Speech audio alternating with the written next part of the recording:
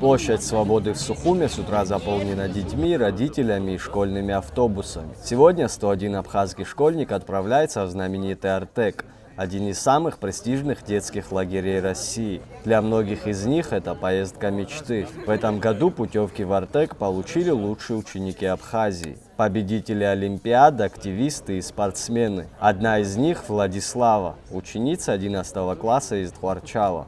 Настроение самое наилучшее, вообще суперское. Я наконец-то туда поеду, в этот Артек. Самые лучшие ожидания. Считаю, что там будут самые лучшие воспоминания, впечатления, которые на всю жизнь запомнятся. А вот Александр из Сухума решил заранее не узнавать подробности о лагере, чтобы впечатления были ярче.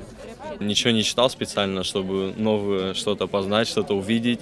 Настроение вообще отличное, потому что впервые буду участвовать в подобном мероприятии, ехать в такое подобное место, как Артек.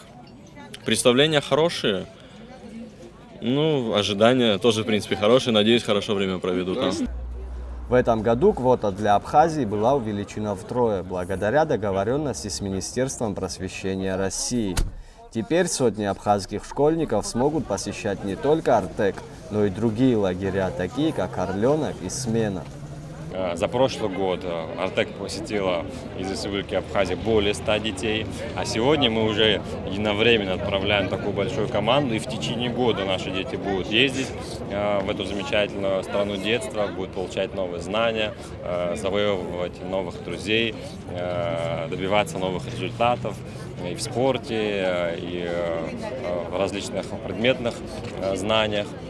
Автобусы, которые доставят детей до границы по реке Псоу, были подарены Абхазии и России. Дальше школьники отправятся в Крым, где проведут несколько незабываемых недель. Для этих ребят Артек не просто лагерь, а настоящая награда за успехи. Впереди у них новые знакомства, соревнования и учеба в легендарной школе Артека. Заур Кварча, Торник Амичба, Абаза ТВ.